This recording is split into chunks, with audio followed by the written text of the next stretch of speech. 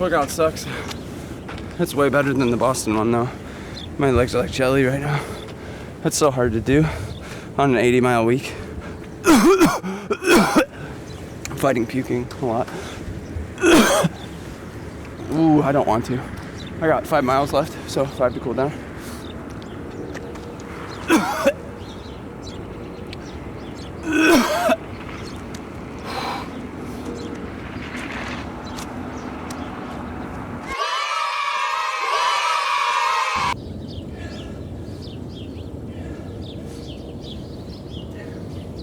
Okay, I feel better. That was a lot of vomit. Woo! Okay, I gotta get moving before I just like lock up.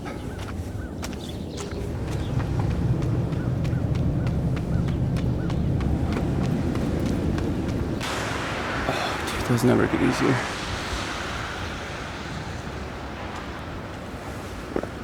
Get all the... I don't even want to talk right now. Cool down with some shoveling.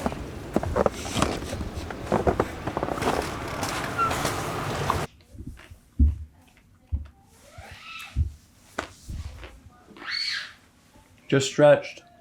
Gotta update Strava. Gotta do the important stuff first, you know. 21 miles total.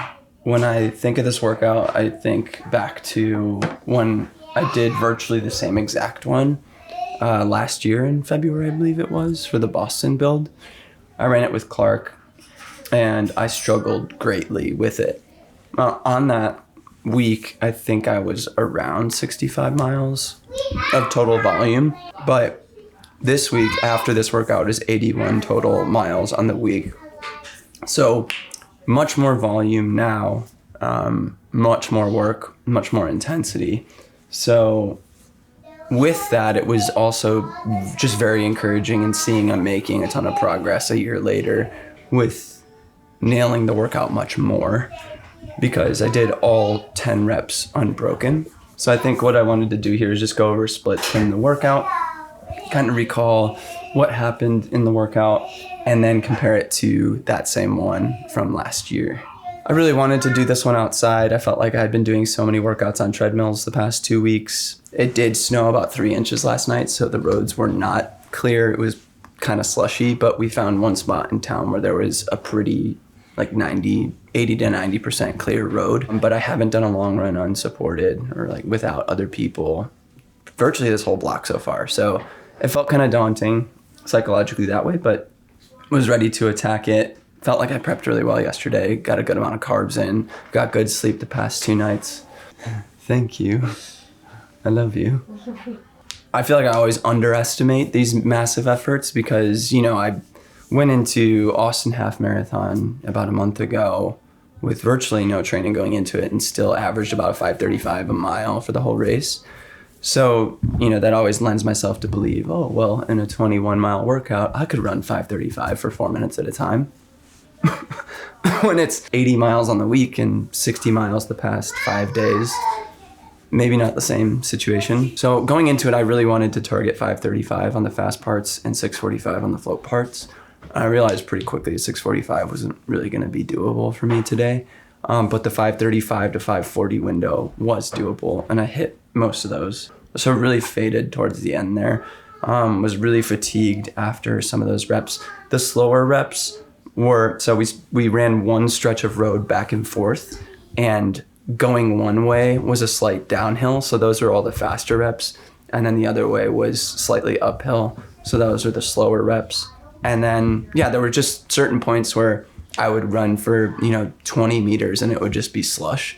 So it wasn't super ideal for leg turnover and whatnot.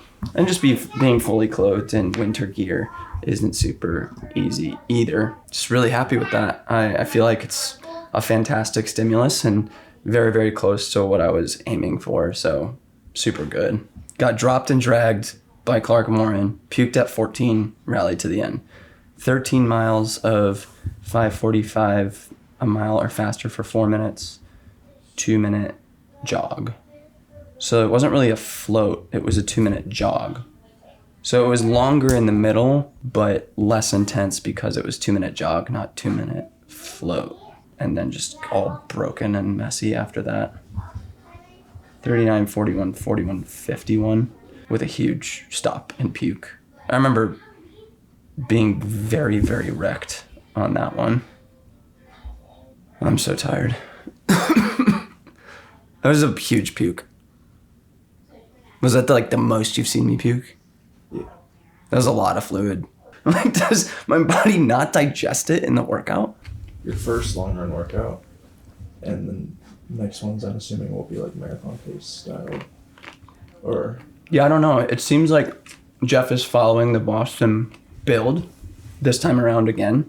Very similar workouts. Last year, this week in the Boston one was 9 by 1K, but earlier this week I did 11 by 1K. And I did those faster than the ones I did last year and 2 more reps. And then this one was essentially the same long run workout, less volume in the middle, but more intensity, and then more volume overall, 21 miles instead of 20. So it's a volume game. The intensity is more on Wednesdays, but maybe not as intense on the weekends. I don't know how many more long run workouts he'll have me do. He'll probably have me do 2 more. I'll probably have some marathon paced stuff 2 weeks from now. And then he likes to do that huge one 2 weeks out before the race. So that would be mid-March. We're in it, man. I think we'll probably top out at 88 to 90 miles in peak week. Which I'm excited about. It's so hard to see through. All I can do right now is just compare myself to a year ago and even the Chicago build. I feel like I'm not making that much progress, but I have to be kind to myself and recognizing I'm doing so much more volume.